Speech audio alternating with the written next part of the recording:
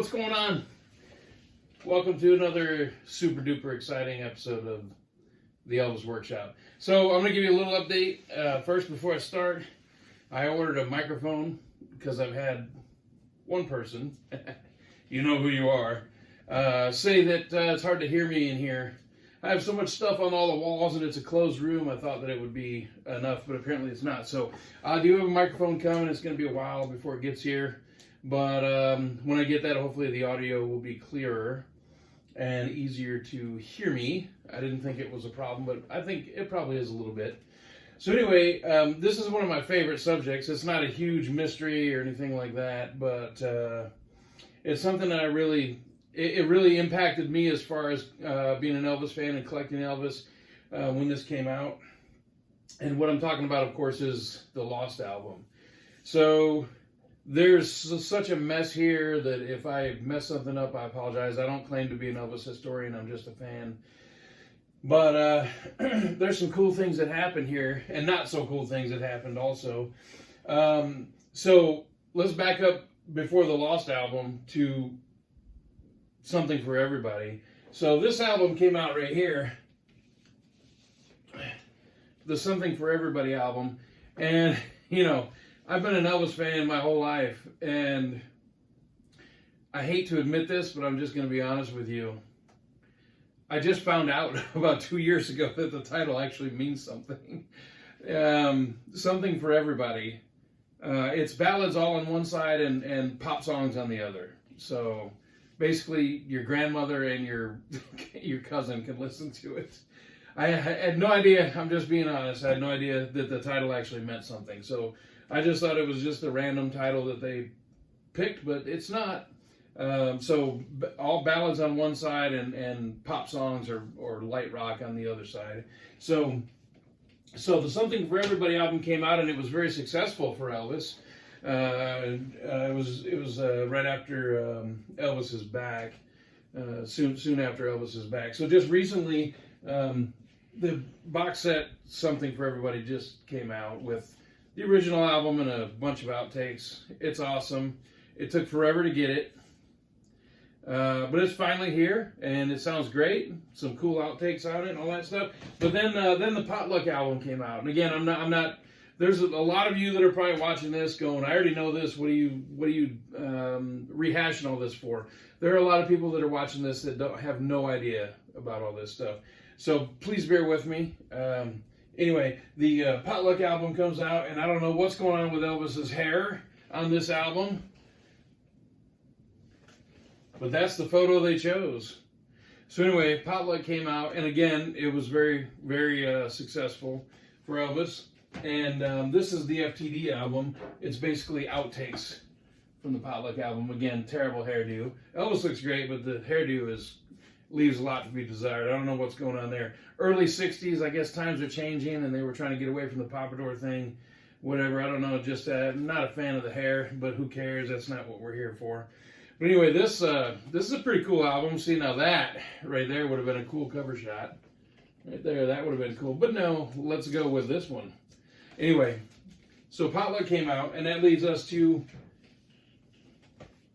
the Lost album. So the recording sessions were done, and there's a few things at play here. One was that Potluck and Something for Everybody had been out and been very successful, and they had recently been out, and they didn't want to put too much into the public domain and hurt record sales by oversaturating the market. So instead of putting it out, what's been become known as the Lost album, they shelved it. They put it on the shelf in the vaults, and instead they released this, which is the greatest hits album. That's what a lot of people do these days, or record labels do. I guess not these days. They've always done it. A few albums come out and then they put out a greatest hit. So they put out Gold Records Volume 4, which is awesome. It's great. It's full of great songs. But it's basically a rehash. So the hardcore fans are going to go out and buy it no matter what. So that's what they did. And here's a different version of Volume 4. This is one I hadn't seen previous to getting it. It's a gatefold. Pretty cool, huh? Anyway, album almost came out. Anyway, Gold Records Volume 4 came out instead of what we now know as the Lost Album. And then they thought, well, geez, you know, we've got all these songs, these great songs, and they're sitting in the vault on the shelf. Maybe we should release a couple singles here and there, and that's what they did. And then the movie Tickle Me comes along. And the studio that they were making the movie through was nearly bankrupt, and Colonel Parker decided, I'm going to make this movie on the cheap to get them some money back, so it'll keep them out of bankruptcy. Now, the story's more complicated than that, but that's the quick story on it, is that the studio was going to go bankrupt and go out of business. They signed Elvis to do the Tickle Me movie. They actually had it contracted out to another studio. There's all kinds of heavy details that go into this thing. But anyway, one of the things to keep the budget down was that they did not want to pay for a new recording session for songs. So that's where the Lost Album comes in. So the songs from the Lost Album, some of them, were pulled off the shelf and inserted into the movie.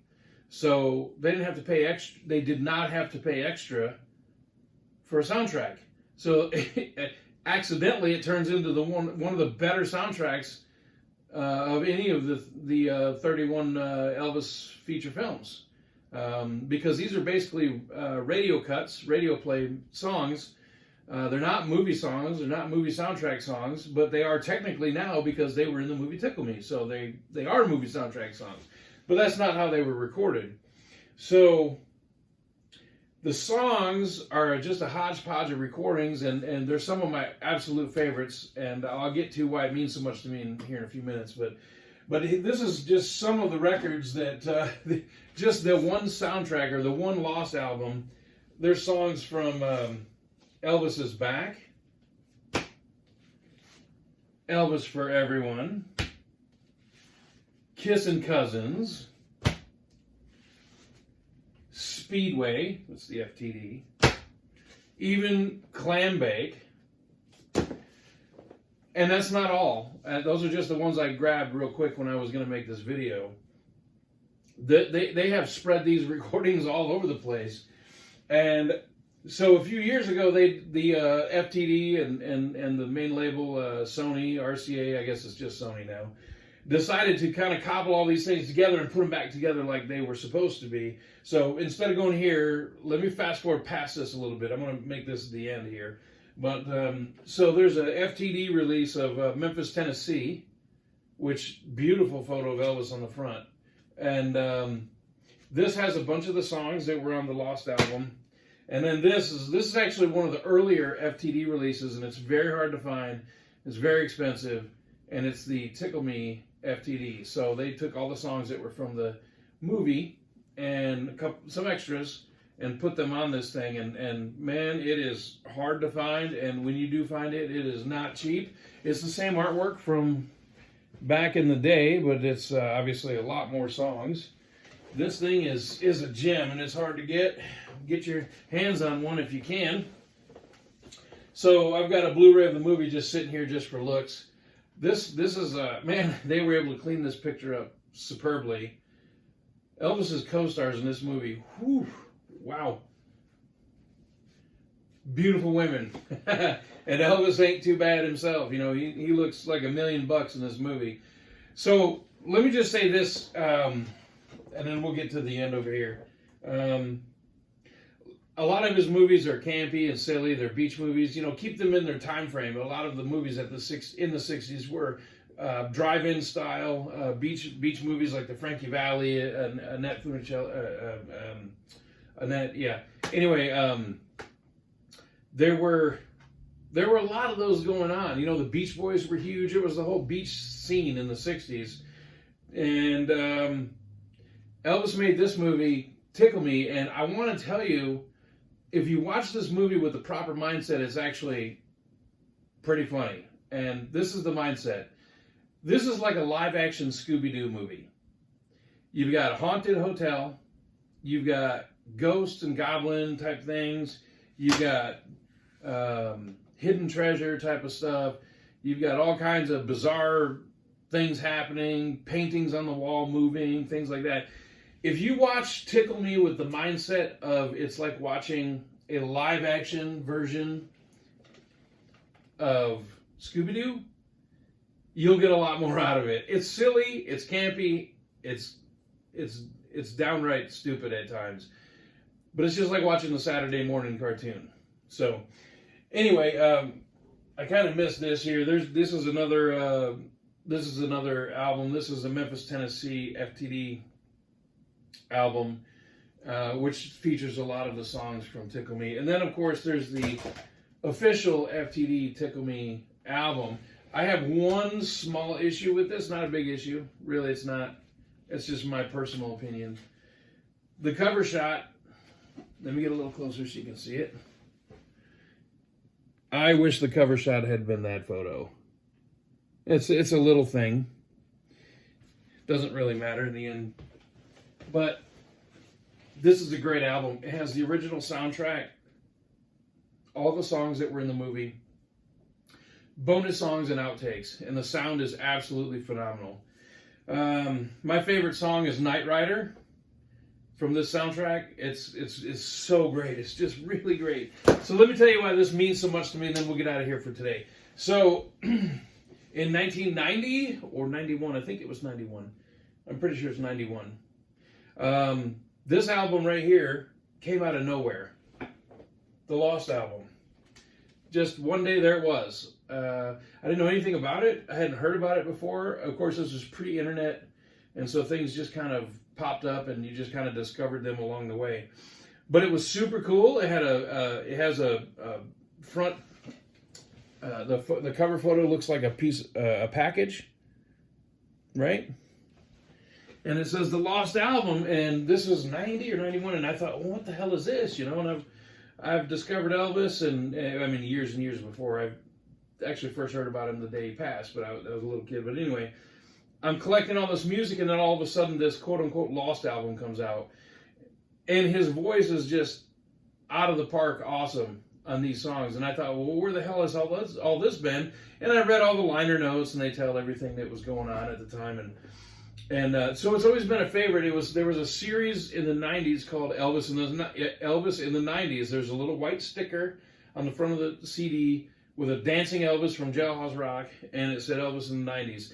And this was one of the Elvis in the 90s CDs.